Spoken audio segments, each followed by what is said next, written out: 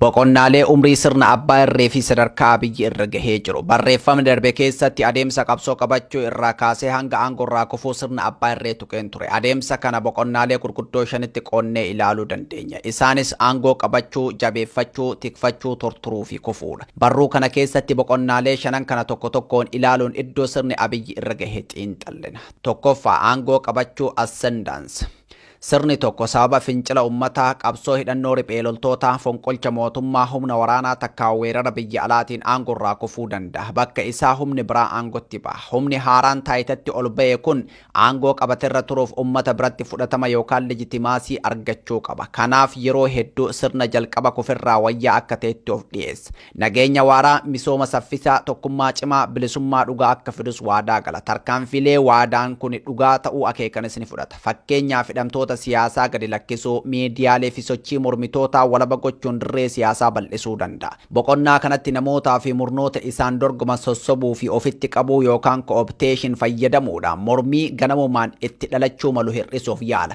Tarkaanfilee kanaa fi miira gammachuu jijjiiramni fide irraa kan ka'e ummata irra jireessa biratti deeggarsa guddaa horata. Garuu yeroo mirqaana jijjiiramaa yookaan honiimuun akkuma dhumaa deemuun filannoo lama keessaa tokko fudhachuun dirqama akka waadaa galee fi ummanni abdatutti biyyattii gara sirna dimokiraasii ceesisuu yookaan sirna abbaa irree haaraa ijaaruudha. Filannoon lamaanuu aangoo murna sanaa tursiisuuf balaas carraas qabaachuu malu. Gara dimokiraasii yoo ceesise filannoon aangoo dhabuu yookaan aangoon sun daangeffama seeraa limitation to power. Yeroo hedduu murnoonni aangoo qabatan balaa filannoon aangoo dhabuu yookaan ammoo sirna dimokiraasii keessatti aangoon jalaa hiramuu fi daangeffamni itti tolfamuu san muudachuurraa sirna abbaa irree ijaaruuf yaaluu filatu. Kanaafuu daandii filannaa lammaffaa kan sirna abbaa irree haaraa ijaaruu fudhata. Lammaffaa aangoo jabeeffachuu yookaan consolidations.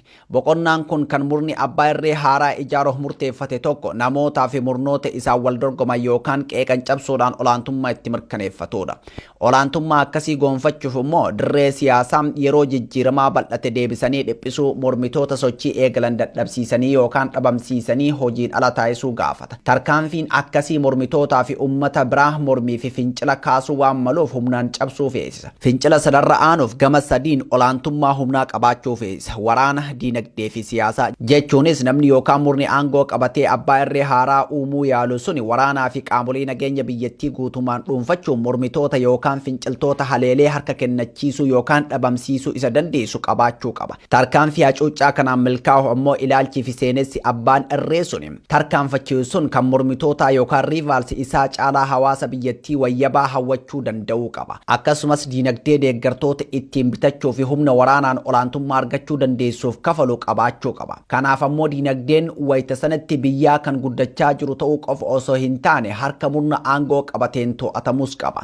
Murni aangoo qabate sun gama waraanaa, diinagdee fi siyaasaan olaantummaa goonfatee warra isaan dorgoman guutumaan guututti dadhabsiisuu yookaan dhabamsiisuun olaantummaa ofii jalatti biyyattii tasgabbeessuu yoo danda'e aangoo cimsatee jedhama. Yoo yaaliin sun jalaa gufate ammoo boqonnaa sadaffatti osoo hin ce'in takka aangoo irraa fonqolfama yookaan biyyattitu gaagama siyaasaa fi wal waraansaa dheerateef saaxilama. Sadaffaa aangoo tikfachuu yookaan preservation. Sirni abbaa irree tokko mormitoota taayitaa isaaf yaaddessan mara dhabamsiisee aangoo gaafa cimsateen booda boqonnaan itti aanu olaantummaa san akka jalaa hin sharafamne tikfachuudha.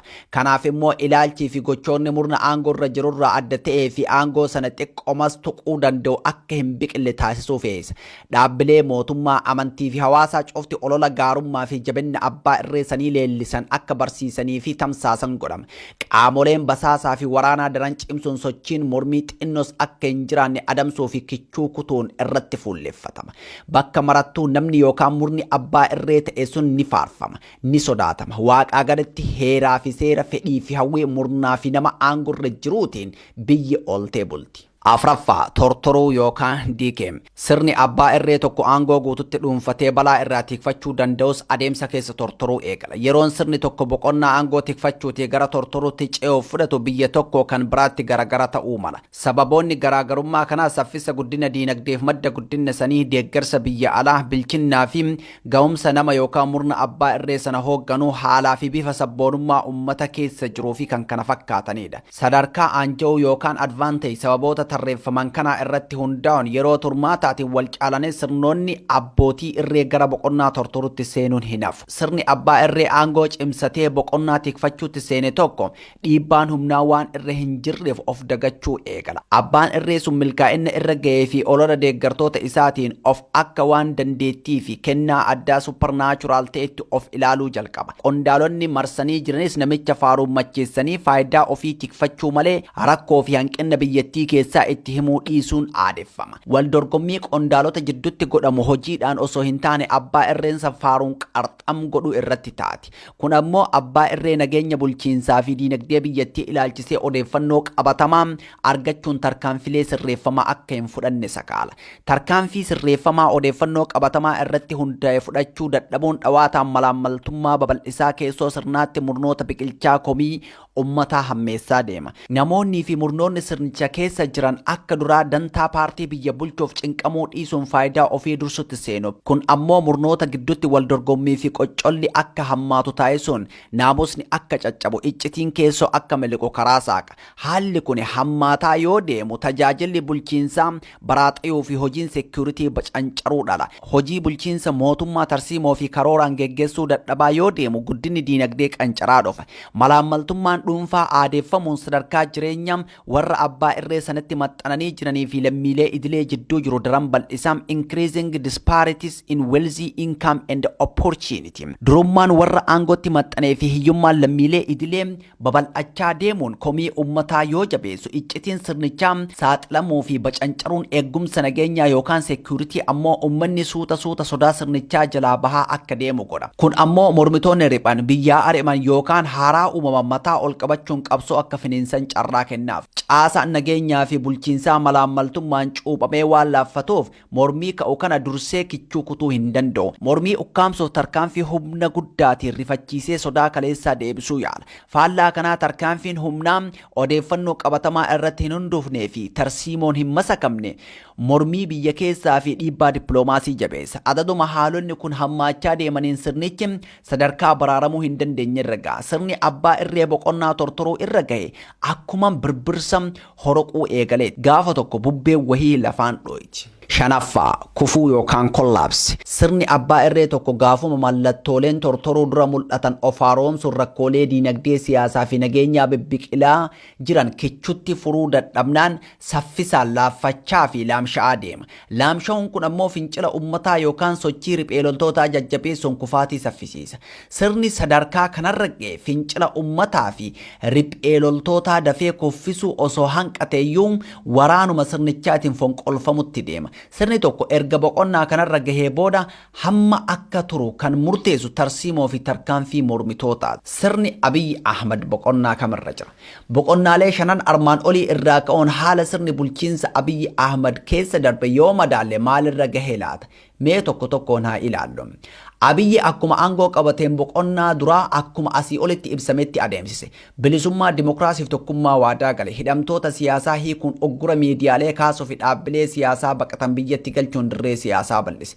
Kanaanis deeggarsa guddaa argate. Ummata bal'aa sirna duraatiin hiraaree ture mirqaana keessa galchuun of cinaa hiriirse. Boqonnaa lammataa kan aangoo jabeeffachuu keessatti garuu gufuun isa mudate. Akkuma asii olitti ibse.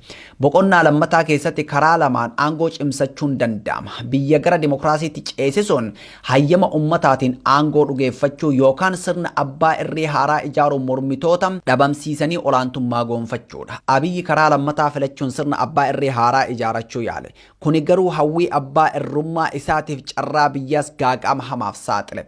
Akkuma asii olitti ibsame sirna abbaa irree haaraa ijaaruuf olaantummaa waraanaa diinagdeef siyaasaa horachuu barbaachisa. Murni suni humna waraanaa jabaa deeggarsa ummataa wayyabaa fi to'annaa diinagdee cimaa qabaachuu baannaan yaaliin mormitoota ukkaamsuu fi dhabamsiisuun olaantummaa goonfachuuf taasisu hin milkaa'u.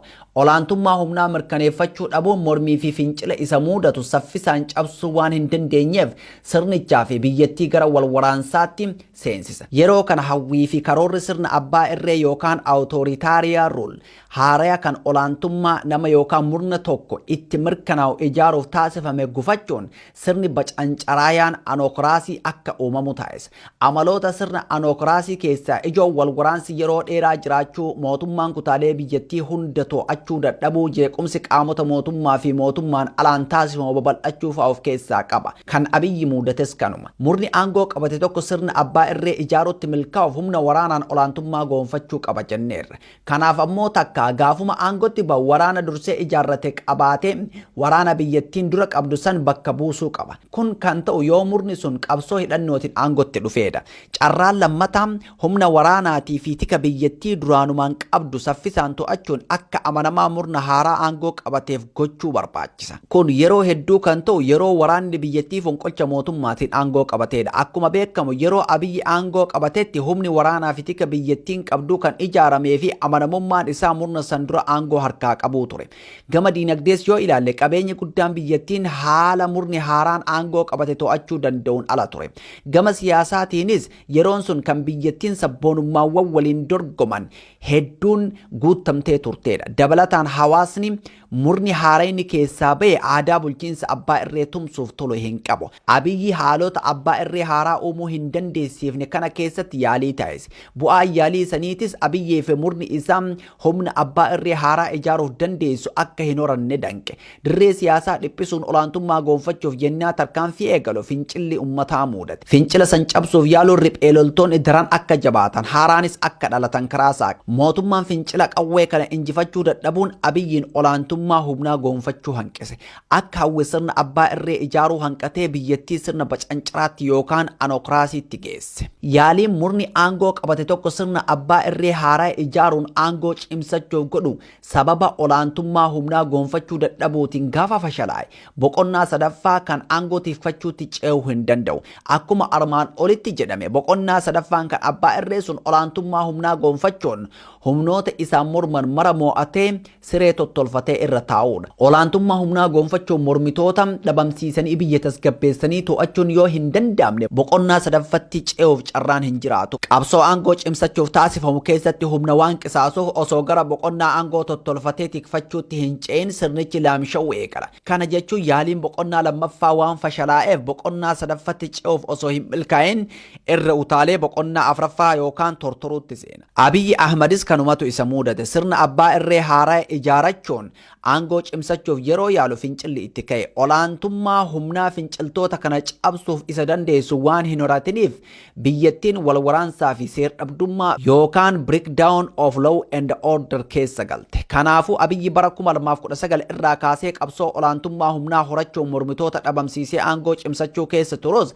injifannoodhaan goolabee sirna abbaa irree tasgabbaawaa ijaaruu hanqachuun sirna bacancaraa keessa seene. Yaaliin baroota hamma kanaa kun humna diinagdee waraanaa dippiloomaasii fi siyaasaa hedduu waan miidheef osoo boqonnaa sadaffatti hin ce'in kan afraffaatti yookaan tortoruutti akka darbu isa dirqe. Amaloonni boqonnaa afraffaa kufaatii diinagdee laamsha'uu qaamota nageenyaa fudhatama dhabuu seenessa siyaasaa gama dippiloomaasiin moggeeffamuu fi kan kana fakkaatan dabalata. Kana argaa jirramoo maaltu itti aana? Abbootiin irree hanga daqiiqaa dhumaatitti abdii aangorra turuu hin dhiisan. Qondaalota jijjiiruu riishafil waan sirna haaromsan fakkeessuu mormitoota bitachuun deeggarsa bal'ifachuu yaaluu fi waan aangoo keenyarra nu tursiisa jedhanii yaadan garagaraa yaaluu ittuma fufu. Dadhabbina keessoo dhoksuu fi qalbii uummataa sirnicharraa kaasuuf biyyoota alaa waliin atakaroo uumuunis tooftaalee sirnoonni tortoran lubbuu ittiin dheereffachuuf fayyadaman keessaa. Garuu tooftaaleen kun kiniinii yeroo gabaabaaf umrii dheeressu ta'uun yoo fayyadan malee wal'aananii fayyisuu hin danda'an. Inumaatoo dhibee tortoruu san daran hammeessaa deemuu malu. Fakkeenyaaf boqonnaa afraffaa kanatti qondaalota duraa yaasanii haaraa bakka buusuun waraabessa quufe baasanii kan beela'e fiduudha. Warri ari'ame leecalloo kaleessa saaman qabatanii abbaa irree sanarratti haloo bahootti bobba'uu malu. Warri haaraa aangootti muudame ammoo caasaa warra dura tureetiin sakaalamuun hojii bu'aa buusu akka hin raawwanne danqamu. Warri haaraan gariin ammoo sirnichatti aduun dhiyaa akka jirtu waan beekaniif saffisaan qooda isaanii malu saamutti bobba'uun komii ummataa hammeessu. Biyya alaa waliin atakaroo seenuunis yeroof qalbii ummataa ofirraa maqsuuf fayyadus humna laamsha'een lolatti seenuun injifannoo mirkaneessuu waan hin dandeenyeef kufaatii saffisiisa. Walumaa galatti yaaliin Abiyyi sirna abbaa irree haaraa ijaaruun aangoo cimsachuuf taasise milkaa'uu dhabuun boqonnaa aangoo tikfachuu osoo hin gahin boqonnaa tortoruu sirnaatti isa ceesiseera. Kana booda carraan bayyanatee boqonnaa aangoo cimsachuu fi tikfachuutti deebi'uu hin jiru. Hamma fedhes yaalu olaantummaa horachuu hin danda'u. Leecalloon siyaasaa dinagdee fi waraana isaa guyyarraa saffisaan haphataa deemaa jira. Kan warra isaan mormanii ammoo guddataa jira. Tooftaalee adda addaa fayyadamuun boqonnaa shanaffaa hanqisuuf wixxifachuu mala. Tooftaalee kanaan yeroof osoo milkaa'eyyuu boqonnama afuraffaa keessa tura malee duuba deebi'uun aangoo cimsachuu tikfachuuf haalli isa dandeessu hin jiru. Garuu ammoo adaduma boqonnaa afuraffaan kun dheerateen tortorri sirnichaa hammaachuun gatii uummanni fi biyyi kafalu hammees. Boqonnaa afuraffaa amma keessa jirru kanatti Itoophiyaan biyya kufte failed state taatee jirti. Boqonnaan kun dheerachuun immoo biyyattiin gara guutumaan guututti diigamuu total collapse geessuu mala. Kanaafuu boqonnaa afuraffaa kana gabaabsuun ummataa fi biyya teenya baraaruun akeeka qabsoo amma taasisaa jirruuti. Xiinxalla kana kan barreesse Jawaar Mohammad kan sagaleen dhiyeesse ammoo Ansaraay Sabaati.